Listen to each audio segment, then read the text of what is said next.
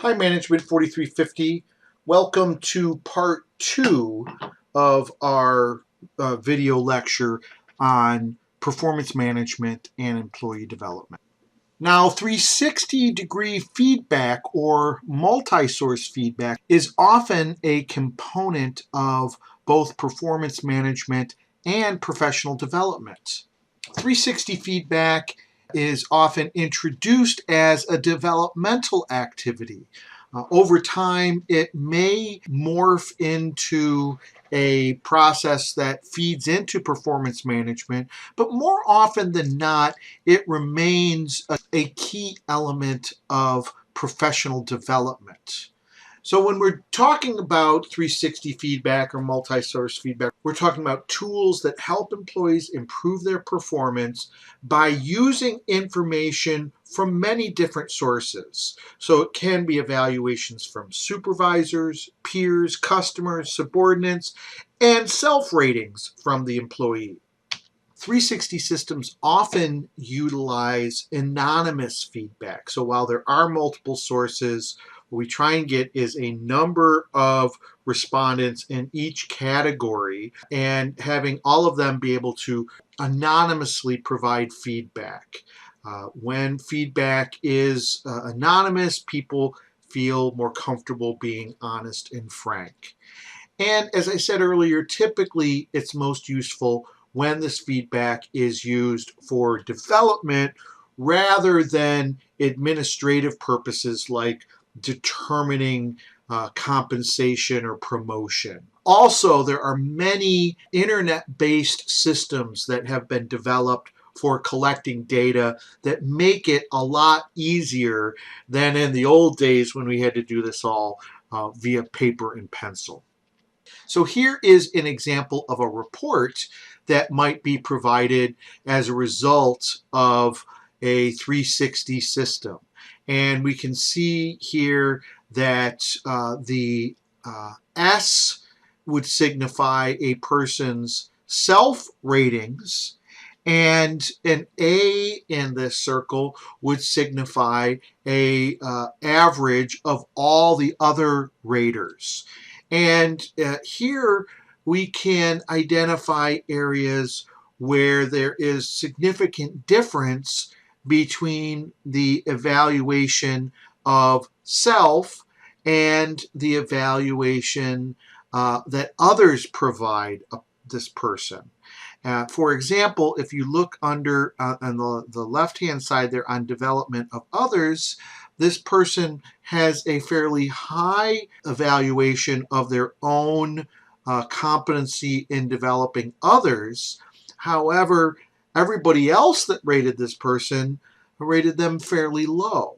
And so the presence of that gap allows this person to see that they might be overestimating their skill in developing others.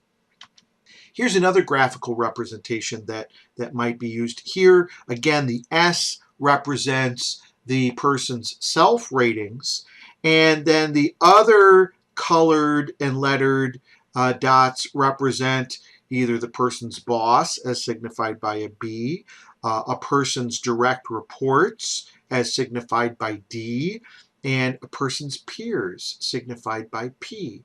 And again, what's useful here is to compare one's self-perception to the perceptions that other groups have of this person. Also to compare the evaluations of these different groups.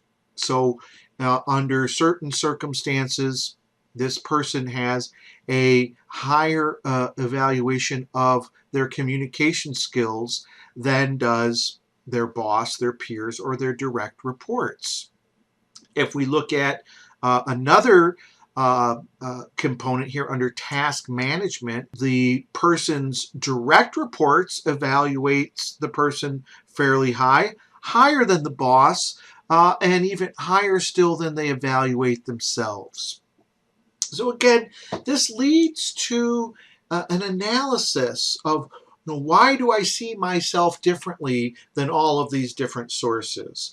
And why does each group see my performance differently from each other. So there's lots of interesting conversations that can be had here, a lot of interesting analysis that can be done, and it helps for the person to think about performance in many different contexts and to develop a more accurate idea of their performance and therefore a more accurate way of developing that performance.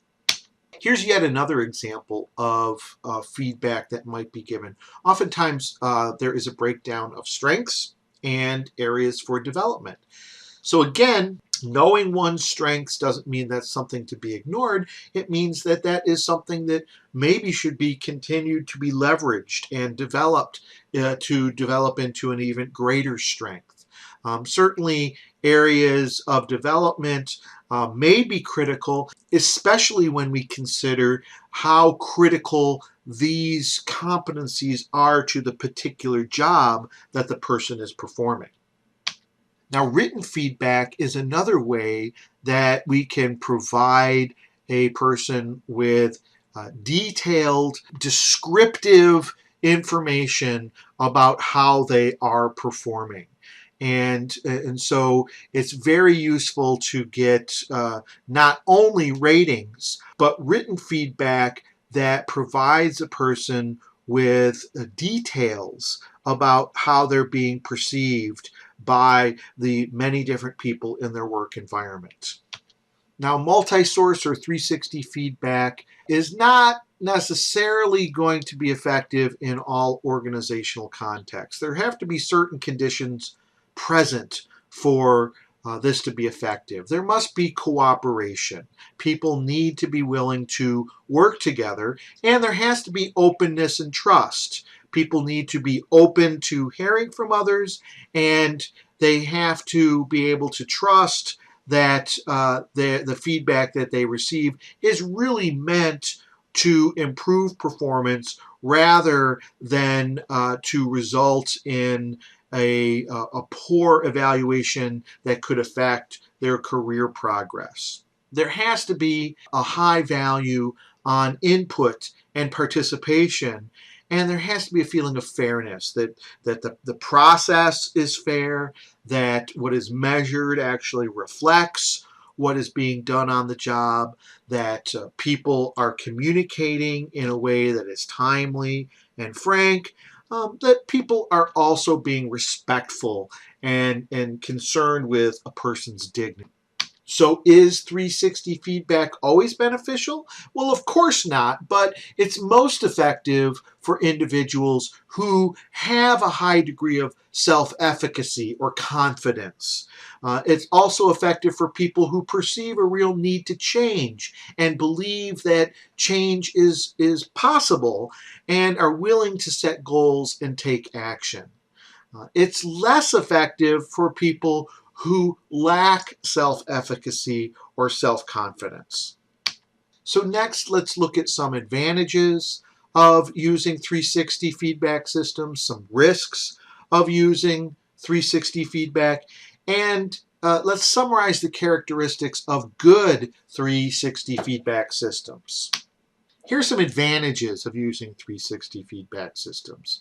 There may be a decrease in biases by getting feedback from many different sources who are anonymous. There may be less motivation for intentional distortion of ratings, and also less concern about the possible ramifications of providing corrective feedback. 360 feedback can increase people's awareness and lead to more accurate expectations of how to perform.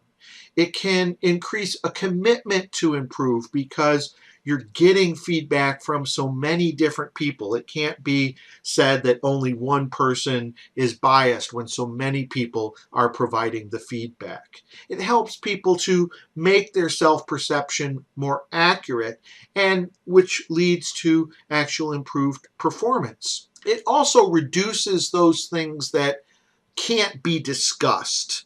Again, because this is anonymous, people feel more open and can say things that might be hard to say if it's just a conversation between one supervisor and one employee.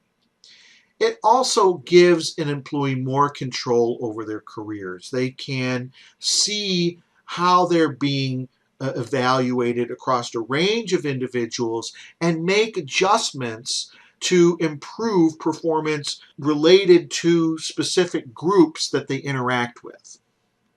There are certain risks to 360-degree feedback. Anonymous feedback can sometimes result in unconstructive negative feedback. People may not be comfortable with receiving this type of feedback.